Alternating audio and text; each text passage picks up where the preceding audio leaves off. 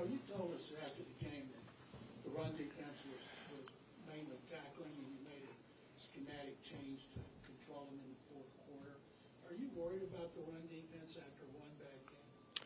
Yeah, our tackling was not good versus the Colts, and it showed up. Right, not concerned about what happened there in the running game. I just know we can play better overall when it comes to how we play our technique up front, starting with the defensive line, also with our linebackers and second-level defenders, like being in better position to tackle and swarming. We had one too many times where it's just one guy, and Taylor, also awesome player, and we knew it going in, made one guy miss, and he was able to create explosives on us time after time. So we just have to be better of swarming the football, but it starts with tackling, right? It wasn't good enough, and we have to improve it this week. Is that what happened in the fourth quarter? Yeah, fourth quarter, I felt like guys got more knocked back. We were able to make some stops there in the run game, but overall, it wasn't us in the run game, and that's why I think the Colts stayed after it, right? We had a lot of leaky yardage in the run game, so we have to fix that going against the Browns this week. They're a really good offensive line, really good run unit, so we have to be prepared to stop the run. From day one, how did you feel like you instilled your leadership style, your standard as far as what you expected from the guys? And how would you describe your leadership approach?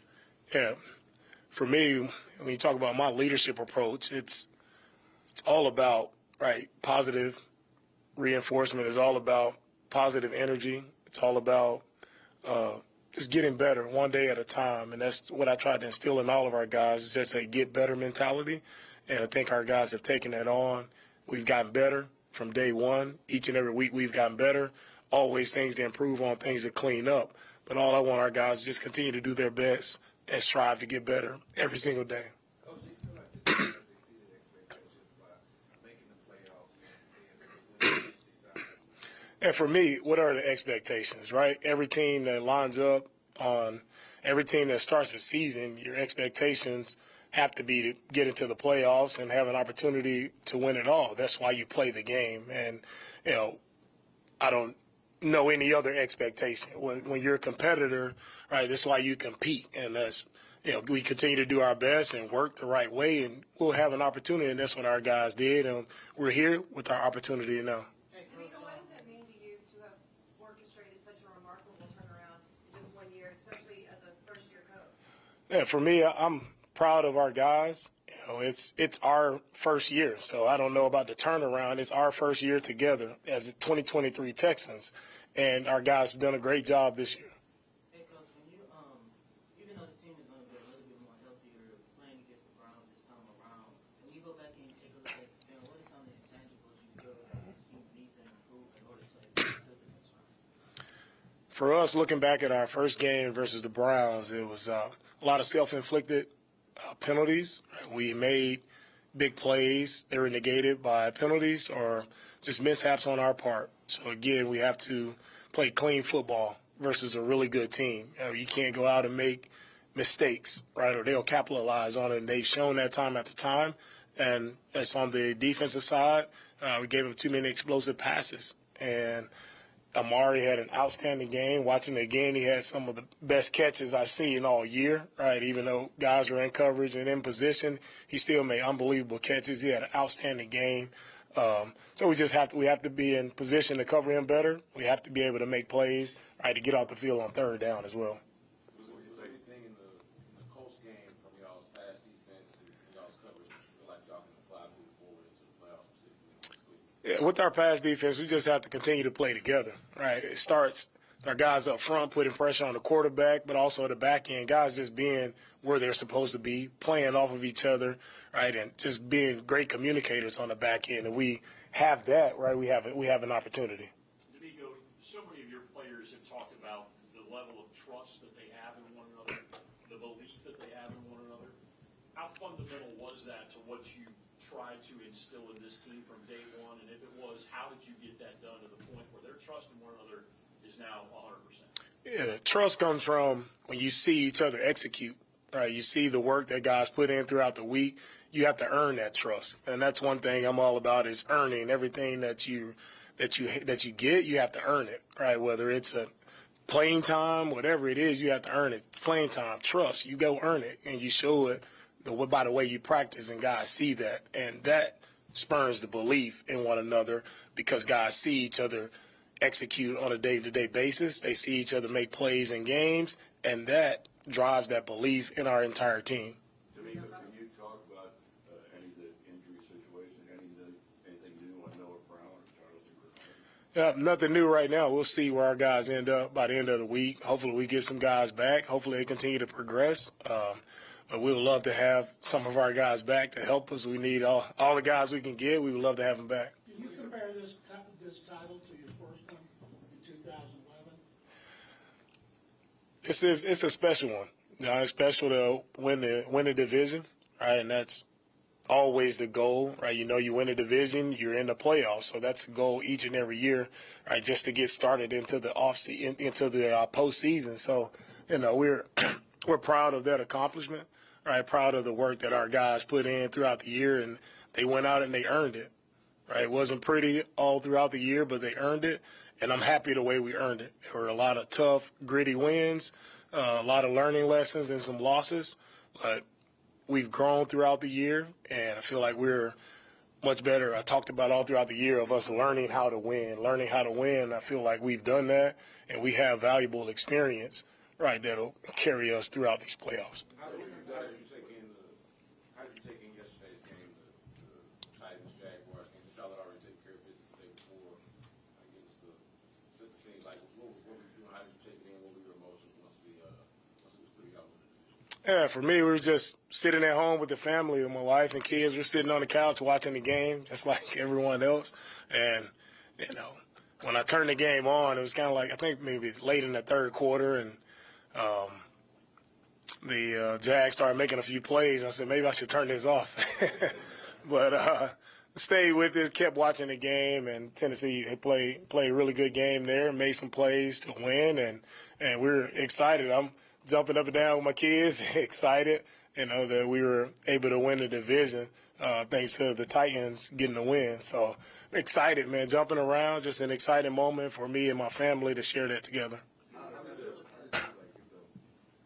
the team, I guess, everybody saw when you guys took the division, but what was that message amongst the team when it was clear that you guys did win the division? What was that message among the entire group? Yeah, there was no message from me, right? It's you win a division, all right, now it's everybody know, okay, now who we're playing. I think that's what everybody was focused on, who would be the next opponent, where we have to go, right? That's where everybody's focus was, but the message, man, it's back to work, right? It's back to work. Let's put the work in. We know we have the Browns coming in here, really tough opponent. We got to go put the work in and find a way to win, whatever it takes.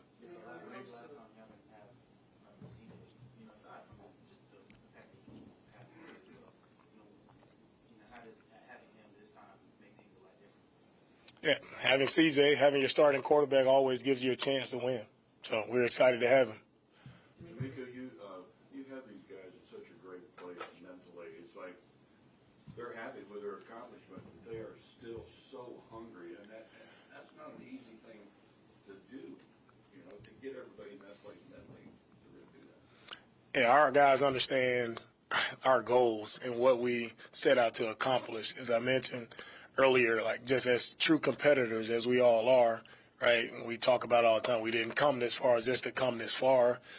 Yeah, everybody's excited, happy about the division.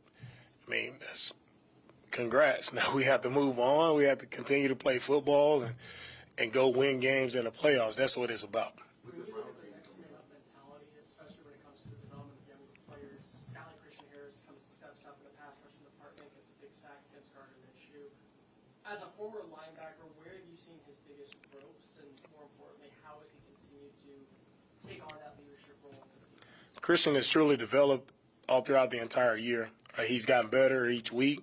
He's become more comfortable with what we're asking him to do. He's playing much faster. He's playing physical. He's playing mean. Like, I love his tenacity out on the field. I think when it comes to just playing ability in the passing game, he's making plays there, whether it's sacks, getting after the quarterback, or attacking the ball when he's in coverage. But also just the way he's tackling, right, the physical nature of his tackling, like it's grown, and he's done a really great job of, I think, showing up and making impact plays for us. And that's where Christian has truly grown, and I'm very proud of Christian, right, to see his growth throughout the entire year, see him develop into a quality starting linebacker making plays for us. In the last game, Nico had about 95 and touchdown. But obviously, most of the other receivers didn't really do that much from the pass, from a production standpoint, outside of the little nuance thing that CJ mentioned. But against the Browns, who have really good defensive backs, how imperative would it be for the other receivers to get a ball, knowing that if everything's just going to Nico, how that could stall against a really good Browns defense like that? You know, you talk about our passing game, Nico, CJ, playmakers. In the position we're in now, the game we're in, like, we just have to find a way to move the ball, right? To me, yeah, Nico has done an outstanding job this entire year. He deserves a ton of credit for the season that he's had, a career year. He's shown up every single week and made play after play, whether he's double covered, it doesn't matter. Like, he showed up with a willingness and a want to, right, to be that leading receiver for us, and he did that. And he deserves a ton of credit for that. If anytime you have more guys who can make plays, it's a plus for us. And we would like many more guys to step up and make plays for us. But at the end of the day, however you get it done, you get it done. No matter if it's Nico, right, no matter who it is catching the football, right, we just have to find a way to get the win. During the regular season, if something happens a week prior, you can always tell the team, okay, we'll do it better next game, or we can improve on next game. Now you're in a position to where there is, if you lose this game, there is no next game. What is your message to them going into the week? And does it change any from what you told them last week about the win or go home and the magnitude of that? Yeah, our message hasn't changed since our last game versus the Titans. So we've been in this mode. We've been in playoff mode for the past 2 weeks. So our message, our mode hasn't changed, and our guys understand where we are. They understand what we have to do. You talked about all year from camp, like that your focus was the next game, execution, getting better, and not getting ahead of yourselves. Has that, I guess, mindset help you and the team at this point to be focused and not let this moment be too big for you? Right, when it comes to the focus and these, big moments that externally, right, they become big moments, and a lot of people there'll be more coverage, there'll be more camera, there'll be more people attentive to what we're doing, but our focus doesn't change. Our preparation doesn't change, and that's what allows you to be consistent. It allows you to go out and execute because, as I always say, when the ball is snapped, nobody cares who's covering it, how many interviews you've done, right, how many people are watching. No one cares. Truly, the only thing that matters when that ball is snapped is, are you executing? Are you playing relentless? Are you finishing the way we like to finish, right? And if you do that, then everything else takes care of itself. Then there'll probably be another big game coming. But it doesn't change. You don't change who you are because of the moment. Continue to be the same team that we've been. Continue to work, right, how we've worked. Just stay humble and continue to work, and we'll be lifted up if we do things the right way. You say it's an improvement league. Where do you see your team as improved in some areas? Say that again, bro. You say it's an improvement league. Where do you see your team? Where do you see the improvement? Overall, I would say just our improvements, just overall as a team, just when I say learning how to win games, right? Learning how to win tough games, tight games. Like, that's what this league is all about, and our team has done that throughout the course of the entire year. We've gotten better. Situational football, we just gotten better, play smarter, play cleaner, and that's what it allowed us to be in the position we're in right now. You wanted the same message from the day you were hired, before you even met the players, about getting better at the game, et cetera, every day. You've been on a lot of teams when you played coach that didn't get the message. What's so special about this group of players that it has followed on your message of getting better? What's special about our group and the messaging is, their love for football, right, and their love to compete and their love to improve. And when you have guys who play and they show up with that mindset that I see if I get better, right, that's going to put us all in a better position. It'll improve all of our conditions if we continue to just stay focused on the small things, right? The big things will take care of themselves, and that's how the guys that we brought in, the guys that we have on our team, right, it's their mindset is what allowed the message to come to life, right? And they're the only reason why we're here, right? By them going out, playing together, right? Continue to build that continuity, right, amongst each other, becoming a tight team, in the locker room, right, away from the building, not just on the field, but becoming a tighter team has allowed us to thrive and be in the position we're in right now. After the game, Coach, after the game, the cameras caught you in the hallway, showing some emotions. Can you just take us through what you were going through at that time? Yeah, I was there in the hallway just congratulating every player that walked in, and then just took a moment to just reflect, just a moment of prayer, and just thankfulness, gratefulness, just for being able to be in this position to lead this team, right, to lead this special group of young men, right, and for us to accomplish, right, what we set out to accomplish of getting that spot in the playoffs. I know how much it meant to each and every one of our players, each and every one of our support staff, right? It meant a lot to everyone in our entire organization. So that moment, just a moment of gratitude and prayer, just thankful. Last game you had Nico, 95 touchdowns, but you also had Dalton Schultz who came through that big plays. Just with the mentality of getting to the next play against a defense like Cleveland, how important is it to be able to have a fullback and a tight end that can get you to that next play set up for another opportunity? Yeah, no matter who gets the football, fullback, tight end, running back, it's about creating positive yardage. It's about staying on schedule, staying ahead of the chains, and that's what we didn't do the first game. We got behind the chains. We were in second and long, third and long too often, right? And you're playing against the top defense in the league, and you're in second and long a lot. It's not going to go in your favor very much. So whatever it takes, however we have to get it done, we just have to continue to generate positive yardage. No, CJ mentioned that the first time he worked out with Nico, he thought he was going to be a superstar. I'm wondering, when was the first time you really thought he was special, and how have you seen him handle this responsibility and the increased attention that he's got? Yeah, I mean, I know you guys can go back to my OTA interviews and training camp. I've constantly talked about Nico and the plays that he's made, and that hasn't changed since OTAs. I know I keep saying that, and everybody's probably looking at me like, oh, you guys don't have receivers, or you guys don't have – like, Nico has been doing this since OTAs and training camp, and he hasn't changed. His mindset hasn't changed. He's been the same guy no matter if he catches whatever, 9 passes for 195, or he catches 2, he hasn't changed. He's been the same guy. He's a big-time playmaker for us, and he shows up every single day. He hasn't changed who he is. He still shows up in a humble manner. He shows up, and he works hard every day at practice, and that's why he continues to get better. He continues to show up in the game. We're closing with Matt, DJ. You had a front row seat to see what Joe Flacco can do, but when you watch this guy, are you amazed? I mean, what do you thought when you see Flacco in action? Flacco has done a really, really great job, leading this team to only be there for about a month now. Just see how much trust they have in him, seeing the plays that he's able to make in the play-action passing game, the shot plays down the field, the accuracy. Right, they're doing a great job of protecting him. He's doing an unbelievable job, right, and he's the reason why they're in the position that they're in, right, because he's made a ton of plays for them. Hasn't surprised me because Joe has done it for a long time throughout his entire career, so he hasn't surprised me one bit with the plays that he's been able to make. CJ and Nico, they rightfully get a lot of the credit, but how valuable has Laramie Tunsil been to being that blindside protector for CJ in the season? Yeah, for CJ and Nico to make the plays that they make, like, none of us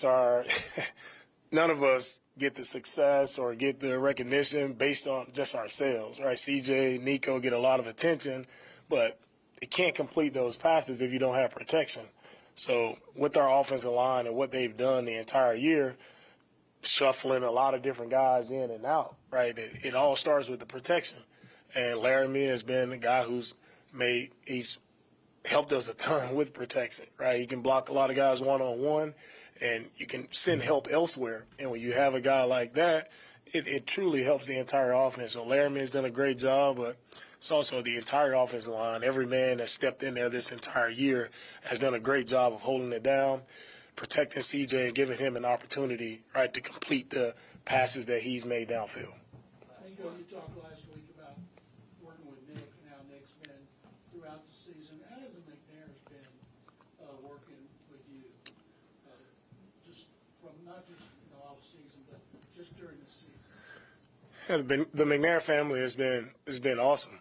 Right, you talk about support from the ownership. They've been outstanding with their support. Right, whatever we've asked, whatever we've needed from their end, they've been open arms, and it's truly like one of the reasons why chose to come here is just they want to create that family environment, and that's what it's truly felt like. It's felt like family from day one, and they've shown that throughout the entire year. Right, they're with us right through the ups and downs. They're with us, right, and it's very important to have an ownership group who truly cares not only about the wins and losses, but they care about the people in the organization. I think that's what sets the McNair family apart from others because they have truly gracious hearts, really great family, great people, and it's a joy to work with them. Thank you, Coach. All right, thank you guys. Thank you guys.